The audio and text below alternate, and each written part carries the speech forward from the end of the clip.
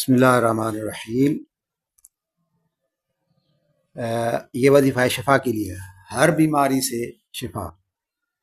41 بار سورہ فاتحہ اول آخر درود شریف پڑھ کر پانی پر دم کیا جائے، وہ پانی بیمار کو پلایا جائے اور دوائی کے اندر بھی 1-2 قطرے ڈالے جائیں۔ غصے گھٹانے کا وظیفہ حضرت سائیں فرماتے تھے، جس آدمی کو غصہ زیادہ آتا ہو تو جب وہ سویا پڑا ہو تو دوسرا آدمی اس سوئے آدمی کے پیشانی کے بالوں کو پکڑ کر 3 دفعہ یہ آیت پڑھے، وما رمیت اذ رمیت ولکن اللہ رما، یہ پڑھ کر اس کو دم کریں تو انشاءاللہ اس کی مزاج سے غصہ کم ہو جائے گا۔ حضور انور صلی اللہ علیہ وسلم کے زیارت کے لیے بھی حضرت وظیفہ بتلاتے تھے۔ وہ اس طرح ہے کہ سب سے پہلے 2 رکعت نفل نماز اس طرح پڑھنی چاہیے۔ پہلی رکعت میں سورہ فاتحہ کے بعد 25 مرتبہ آیت الکرسی پڑھے، دوسری رکعت میں سورہ فاتحہ کے بعد سورہ اخلاص کو 25 مرتبہ پڑھے، پھر سلام پھیرے، سلام کے بعد 1000 دفعہ سورہ کوثر یعنی ان اعطیناک الکوثر پڑھے، پھر اللہ تعالیٰ سے دعا کرے، پاک بستر پر سو جائے۔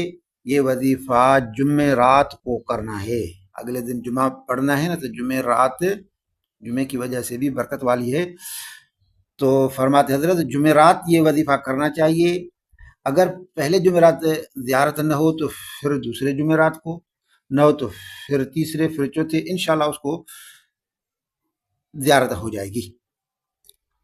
پرچہ حل کرنے کا بھی ایک وظیفہ حضرت بتلاتے تھے، سبحانک لا علم لنا الا ما علمتنا انک انت العلیم الحکیم، ایک بار پڑھ کر سینے پر دائیں سے بائیں طرف دم کرنا چاہیے، ایسے۔ دشمن کے ضرر سے حفاظت کے لیے اور دشمن کو ضرر پہنچانے کے لیے حضرت یہ وظیفہ بتلاتے تھے۔ فرض نماز میں دعا کے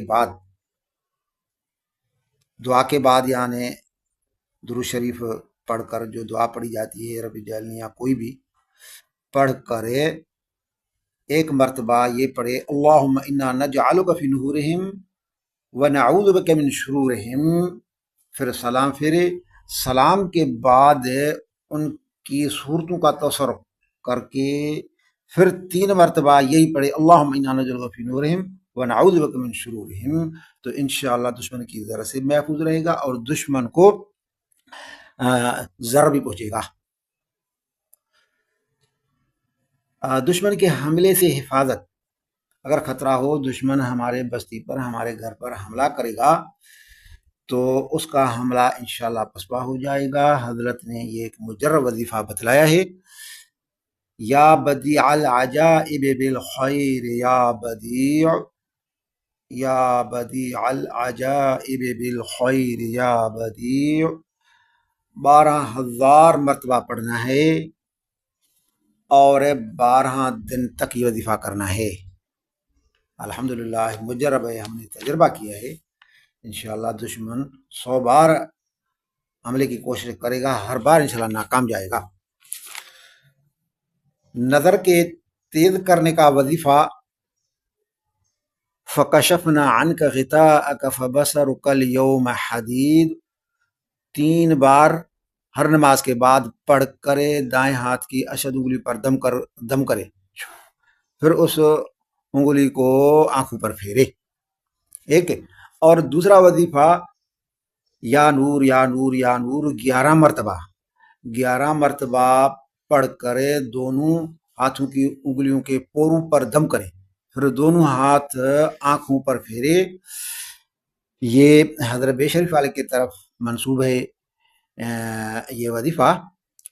اچھا، ایک نسخہ نظر تیز کرنے کا، جس کی نظر کم ہو تو ایک نسخہ بھی حکیم بتلاتے ہیں، یہ ہمیں مولانا عبد اللطیف نے بتایا تھا، الحمدللہ مجرب ہے۔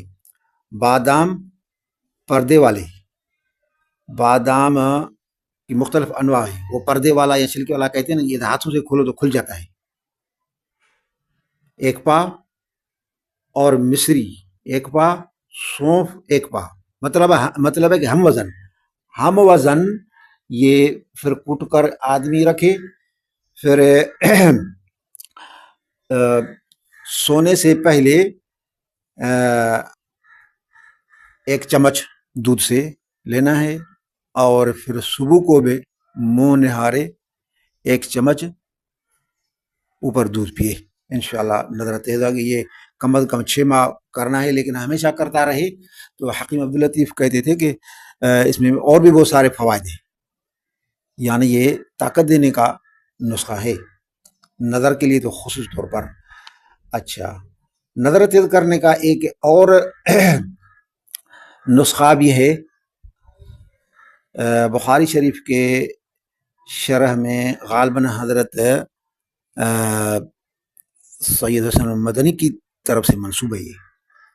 14ویں رات چاند کو آدمی دیکھے ٹک ٹکی نظر سے، نظر جمع کر کے دیکھے تو انشاءاللہ آنکھیں بھی نور، وہ بھی نور ہے۔ چاند بھی اپنے 14ویں والا چاند بدر ہوتا ہے، اپنے شباب پر ہوتا ہے، پوری اس میں نورانیت ہوتی ہے، تو اس کی یہ تاثیر ہے۔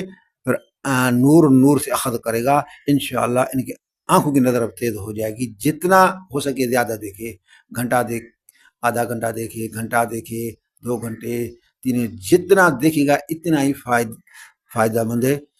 تو انشاءاللہ ان پر عمل کریں گے تو نظر انشاءاللہ تعالیٰ تیز ہو جائے گی۔